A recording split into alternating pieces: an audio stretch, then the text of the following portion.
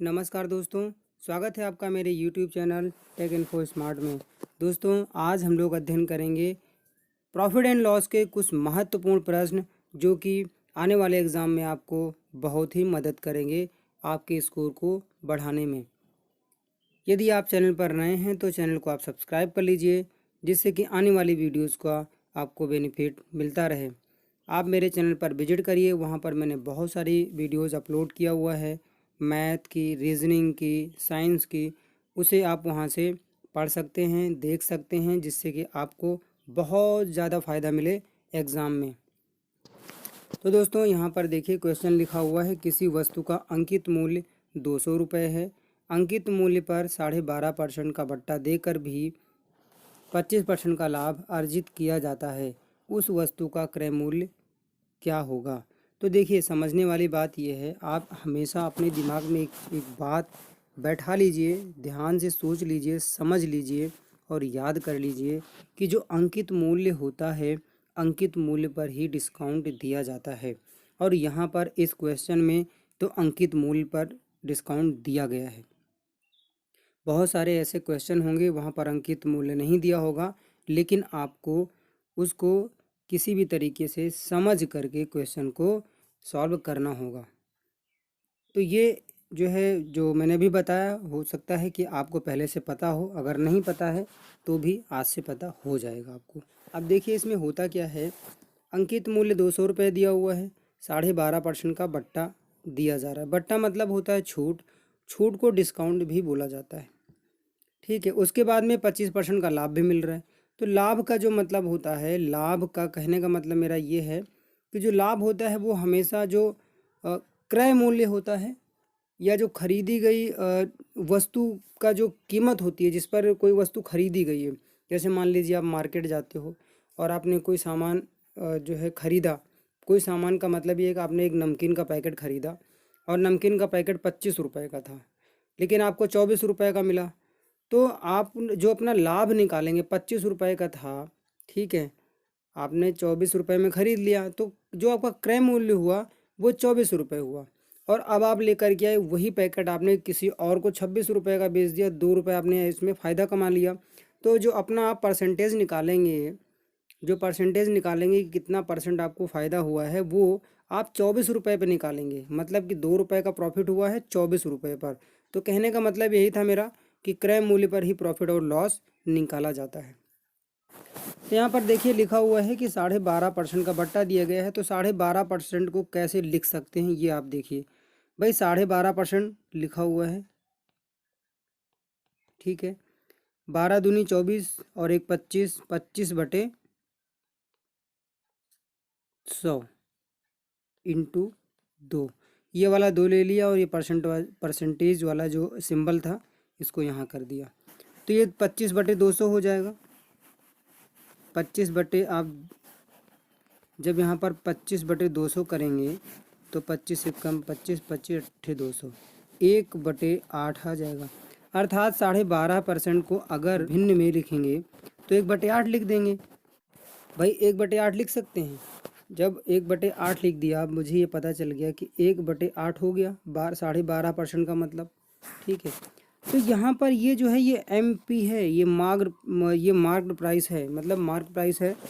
होता क्या है, MRP भी बोलते हैं, मार्क प्राइस भी बोलते हैं और अंकित मूल्य भी बोलते हैं, ठीक है। तो यहाँ पर हमने देखा, यहाँ तो अंकित मूल्य 200 रुपये, लेकिन यहाँ पर अंकित मूल्य 8 रुपये आ रहा है और 8 रुपये में से 1 रुपये का डिस्काउंट दिया जा रहा है। डिस्काउंट मतलब क्या, छूट, छोड़ दिया गया, घटा दिया गया। तो 1 रुपये आप इसमें से घटा देंगे, तो अर्थात 8 रुपये किसी वस्तु के ऊपर लिखा हुआ था, 1 रुपये का डिस्काउंट दिया, अर्थात कि 7 रुपये का वो सामान बेच दिया, सेलिंग प्राइस हो गया।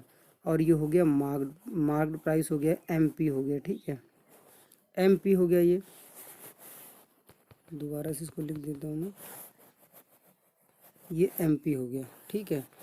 तो 8 रुपये और 7 रुपये, ये आप समझ पा रहे होंगे। 8 रुपये कीमत थी, लेकिन 7 रुपये डिस्काउंट देने के बाद में बेचा गया। लेकिन देखिए क्वेश्चन का तो 8 रुपये, सॉरी, जो मैंने निकाला 8 रुपये निकला, लेकिन क्वेश्चन का कितने रुपये, 200 रुपये। तो 8 की वैल्यू जो है, देखिए जो 8 की वैल्यू, यहाँ पर भी ये मार्क प्राइस है और यहाँ पर भी मार्केट प्राइस है। तो हमेशा ध्यान रखिएगा जो मार्केट प्राइस होती है वो एक दूसरे के बराबर हो गए। जैसे देखिए यहाँ पर भी 8 और क्या था ये भी एक अंकित मूल्य है, और यहाँ पर 200 दिया हुआ है, 200 भी एक अंकित मूल्य है। ठीक है, तो ये वैल्यू इसके बराबर आप कर सकते हो। कोई भी मैथ का क्वेश्चन हो, सेम चीज़ अगर आपको कहीं मिल रही हो तो दोनों एक दूसरे के बराबर करके आप क्वेश्चन को सॉल्व कर सकते हो। ठीक है, तो ये देखिए अभी मैं बताता हूँ आगे क्या करना है। आप देखिए 8 आपको पता चल गया कि अंकित मूल्य जो मैंने निकाला वो अंकित मूल्य 8 रुपये था, लेकिन क्वेश्चन का 200 रुपये था। ठीक है, क्वेश्चन का था 200 रुपये। अब देखिए यहाँ पर 7 की वैल्यू निकालनी है। ठीक है, तो जो वैल्यू नीचे गई है उससे ऊपर वाले काट देंगे तो यहाँ पर 25 आ जाएगा, और जब 25 को 7 से मल्टीप्लाई करेंगे तो 175 आ जाएगा। अब यहाँ पर बहुत ध्यान से समझने वाली बात ये है कि भाई जब ये वाली वैल्यू कब आई पता है, ये वैल्यू तब आई है जब ये 12.5% का डिस्काउंट दे दिया गया है। ये वाली वैल्यू ये देखिए है ना, 7 से मल्टीप्लाई किया गया तभी तो ये वाली वैल्यू आई 175। तो अब यहाँ ये समझ लीजिए कि जो 175 आया है वो क्यों आया, कैसे आया। जो 175 आया है अगर आप समझेंगे बात को तो उस 175 में ये 25% भी जुड़ा हुआ है, अर्थात 125% बराबर जो है वो 125 की वैल्यू जो है वो 125% की वैल्यू जो है, भाई कोई भी वैल्यू होती है अपने आप में 100% होती है। ठीक है, अब देखिए 175 आ गया, 175 कोई वैल्यू रही होगी इससे कम की रही होगी, उस पर 25% इसमें जुड़ा हुआ है। ठीक है, जब 25% इसमें जुड़ा हुआ है तो मैं समझ गया कि कोई वैल्यू 100 रुपये रही होगी, और उस पर 25% का जब उसमें 25% और लाभ ऐड कर दिया गया होगा तो वो 125 रुपये की हो गई होगी। यहाँ एक बात तो क्लियर हो गई, जो 125 है वो 175 के बराबर है। तो अब क्या फाइंड आउट करना है, क्रय मूल्य, 100% की वैल्यू हमें निकालना है। तो 125 नीचे आ जाएगा। ठीक है, और 100% की वैल्यू निकालेंगे, 100 ऊपर कर देंगे। अब काट दीजिए, 25 पंचे 125, 25 चौके 100। ठीक है, 5 से काट दीजिए, 5 3 15 और 5 पच्चे 25। इससे मल्टीप्लाई करेंगे तो 4 पच्चे 20 हो जाएगा, और 4 3 12 2 14, 140 इसका आंसर आ जाएगा। Option number A sorry option number B इसका आंसर हो जाएगा, 140 रुपये। उम्मीद करता हूँ आपको चीज़ें समझ में आई होंगी। कहीं भी कोई डाउट है तो आप मेरे को एक बार कमेंट कर दीजिएगा, मैं आपको दोबारा से समझाऊंगा। दूसरे वीडियो में ही भी इस क्वेश्चन को मैं ले लूँगा और आपको उसी कमेंट में रिप्लाई कर दूँगा जिसमें आप ये क्वेश्चन करेंगे। कोई भी जो भी क्वेरी हो आपकी कर सकते हैं आप।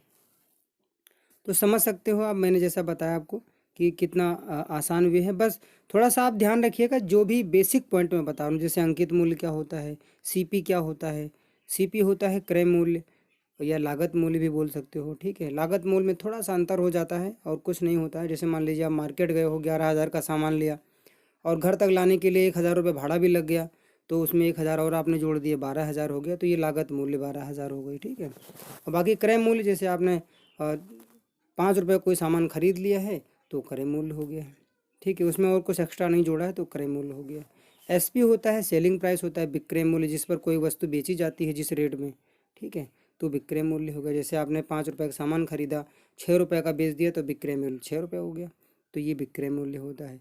याद रखना है आपको कि डिस्काउंट हमेशा अंकित मूल्य पर दिया जाता है, और जो प्रॉफिट या लॉस होता है वो हमेशा क्रय मूल्य पर निकाला जाता है। ये रट लीजिए, याद कर लीजिए इसको, बहुत आपको फ़ायदा मिलेगा इससे। हम लोग अब नेक्स्ट क्वेश्चन देखेंगे।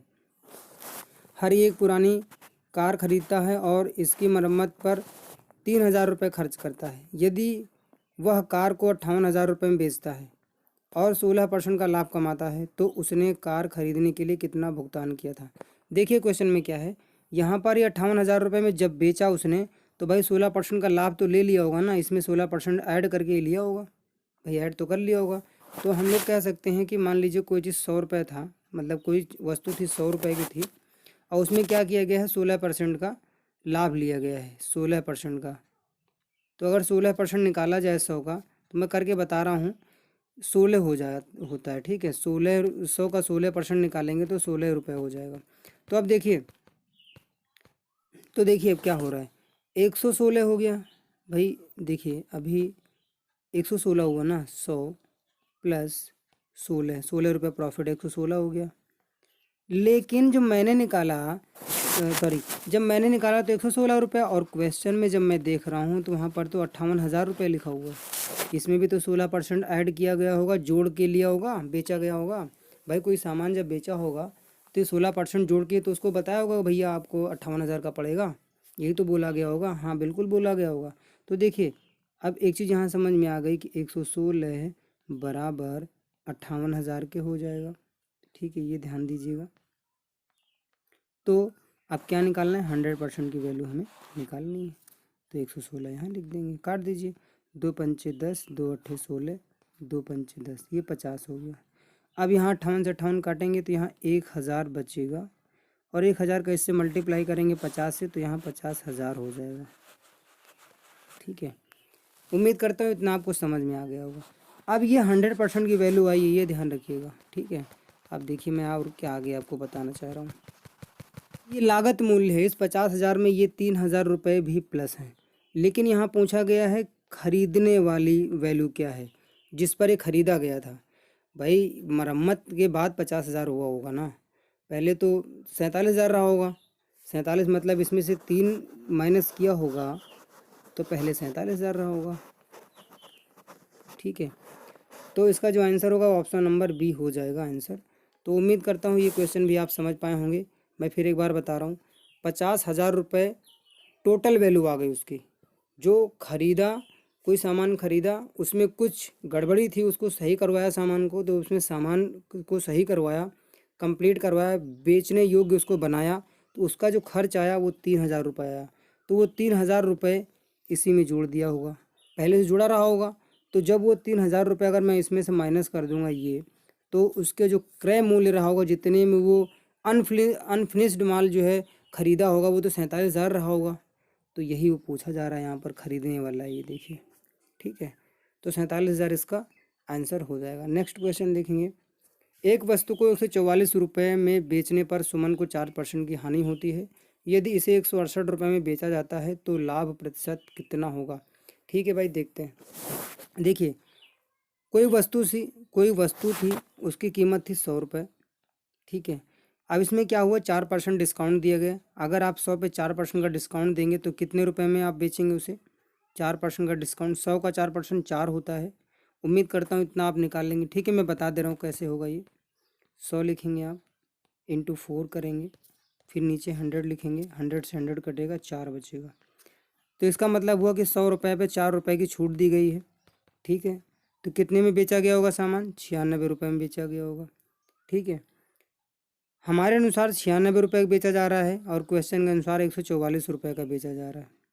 ठीक है, तो 100% की वैल्यू निकाल लीजिए यहाँ पर। 100% बराबर कितना होगा, अब देखिए करते हैं भाई। 2 चौको 8, 2 अट्ठे 16, ठीक है, और 2 पंचे 10, 50 हो जाएगा।